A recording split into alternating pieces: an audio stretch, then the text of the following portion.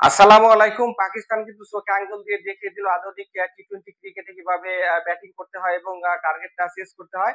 বাংলাদেশের দেওয়া ১৯৭ রানের টার্গেটে কিন্তু পাকিস্তান ৭ উইকেটের ব্যবধানে জয় ছিনিয়ে নিল এবং সেটা প্রায় ৩ উইকেট ৩ ওভার হাতে রেখেই। তো এই জয়ের মাধ্যমে কিন্তু টি-20 সিরিজে বাংলাদেশকে হোয়াইট ওয়াশ করলো পাকিস্তান। বাংলাদেশের আসলে এই ম্যাচটা কিন্তু আমার কাছে মনে হয় লাস্ট ৫ ওভারের ব্যাটিং এর কারণেই হেরে গেল। যেখানে ২০-৩০ রান আমরা কম করেছি। আপনাদের নিশ্চয়ই মনে আছে বাংলাদেশ যখন ১৫ ওভারে ব্যাট করতেছিল, বাংলাদেশের কিন্তু তখন ১৫০ রান পৌঁছে গিয়েছিল মাত্র ২ উইকেট হারিয়ে। শেষ ৫ ওভার এখান থেকে কিন্তু ৭০ রান এক্সপেক্ট করতেছিলাম আমরা। যেখানে হচ্ছে বড় টিম হলে আমার কাছে মনে হয় ৭৫-৮০ রান করে ফেলতো।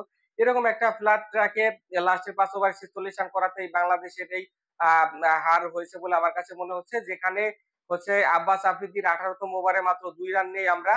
আ আব্বাস আফ্রিদি কিন্তু চতুরতার সাথে বোলিং করে, ইয়র্কার করে এবং স্লোয়ার বল করে। বাংলাদেশের কিন্তু এই সিরিজে পেস বোলারদের কাছ থেকে ওই বিষয়টা কিন্তু গেম সেন্স এর বিষয়টা একদমই দেখিনি। বোলাররা যখন মার খাইতেছিল তখন কিন্তু একই লেন্থে বারবার বল করতেছিল। তাদের মধ্যে কিন্তু আমি দেখিনি লাস্ট আ কোন বোলার ভালো ইয়র্কার দিয়েছেন, চেঞ্জ অফ বল করে পেস বল করেছেন। এটা কিন্তু ইউএই সিরিজে আমরা দেখিনি।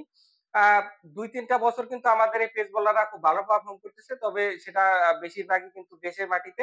তো বিদেশের মাটিতে একটা ফ্ল্যাট ট্র্যাক এ কিন্তু তাদের বোলিংটা প্রশ্ন থেকেই যাচ্ছে। তো এই বিষয়টা নিয়ে কিন্তু অনেক কাজ করার রয়েছে আমার কাছে মনে হচ্ছে। বাংলাদেশ কিন্তু ১ম এ ব্যাট করতে নেমে ২ ব্যাটসম্যান এখানে তানজিদ হাসান তামিম এবং হচ্ছে পারভেজ হোসেন ইমনের অসাধারণ পার্টনারশিপ দেখেছি আমরা। ১১৮ রানের একটা পার্টনারশিপ হয়। এরপরেই কিন্তু খেই হারিয়ে ফেলে মূলত লিটন দাস এবং তাহিদ হৃদয় ব্যাটিং এ নামার পরে কিন্তু আমরা দেখেছি আবারও সেই বাজে ব্যাটিং। একদম টি-20 র গেম সেন্স তাদের দুজনের মধ্যে দেখা যায়নি। লিটন দাস এখানে ১৮ বলে ২২ এবং হচ্ছে তাহিদ হৃদয় ১৮ বলে ২৫ রান করে। আমার কাছে মনে হয় তারা যদি এই ১৮ বলে ২২ এবং ২৫ না করে ১৮ বলে ৪০-৪৫ রানের ইনিংস খেলতো তাহলে কিন্তু বাংলাদেশ ইজি ভাবে 220, 225 অথবা 230 করে ফেলতো। সেক্ষেত্রে কিন্তু বাংলাদেশ ম্যাচটা উইন করলেও করতে পারত। এখানে লিটন দাস এবং হচ্ছে তাহিদ হৃদয় কিন্তু ১ম এই নেমে আ বাউন্ডারির দিকে নজর না দিয়ে ডট বল খেলেছেন এবং সিঙ্গেল নিয়েছেন। এটা আসলে টি-20 ক্রিকেটের সাথে একদমই যায় না।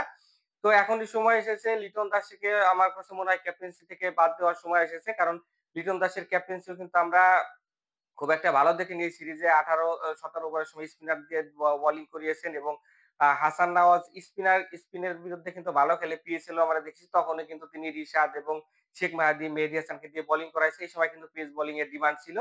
তো আমার কাছে মনে হয় লিটন দাস টি-20 র ক্যাপ্টেন্সিটা হারাবে খুব তাড়াতাড়ি এবং লিটন দাসকে আমার কাছে মনে হয় নেক্সট সিরিজেও বিশ্রাম দেওয়া প্রয়োজন। অ্যাজ ওয়েল অ্যাজ তাহিদ হৃদয়ের বেলায় বলব। তাহিদ হৃদয় কিন্তু তার পটেনশিয়ালিটি অনুযায়ী খেলতে পারতেছে না। আমার কাছে মনে হয় ট্যালেন্টের চেয়ে এখানে টি-20 র ইমপ্যাক্ট এবং ইন্টেন্স যে ক্রিকেটারদের মধ্যে রয়েছে তো তাদেরকেই সুযোগ দেওয়া উচিত। আ সামনে কিন্তু শ্রীলঙ্কা সফর রয়েছে। সেখানে কিন্তু মাহিদুল ইসলাম অঙ্কন এবং হচ্ছে নুরুল হাসান সোহানের মতো পরীক্ষিত ক্রিকেটারদের আমরা দেখতে চাই। তবে এই ম্যাচে প্রাপ্তির জায়গা যদি বলেন আমাদের ২ ওপেনারের ব্যাটিং মনোমুগ্ধকর ব্যাটিং করেছেন যতক্ষণ ক্রিজে ছিলেন। বিশেষ করে পারভেজ হোসেন হৃদয় কিন্তু ১ম ২ টা ম্যাচে রান না করতে পারলেও এখানে এর আগে আরব আমিরাতে সেঞ্চুরি করে এবং এই ম্যাচে অসাধারণ ব্যাটিং করে ৩৪ বলে ৬৬ রান করে। যেখানে ৪ টা বড়, বড় ৬ ছিল এবং ৭ টা ৪ ছিল। বড় কথা টি-20 মেজাজে কিন্তু তিনি ব্যাটিং করেছে। তাকে যোগ্য সঙ্গ দেয় এখানে হচ্ছে আমাদের তামিম। তামিম কিন্তু লাস্ট কয়েকটা ম্যাচে টি-20 র ব্যাটিং টা খুব ভালো করতেছিলেন। এই ম্যাচেও ৩২ বলে ৪২ রান করেন। ৩ টা ৬ এবং ৩ টা ৪ এর মারও ছিল। তারা যতক্ষণ ব্যাটিং করতেছিলেন তখন কিন্তু পাকিস্তানি বোলারদের প্রেসারে থাকতে দেখা গেছে। বিশেষ করে আবরার এবং একই সাথে হাসান আলী, ফাহিম আশরাফদের তারা কিন্তু একের পর এক বাউন্ডারি মারতেছিলেন।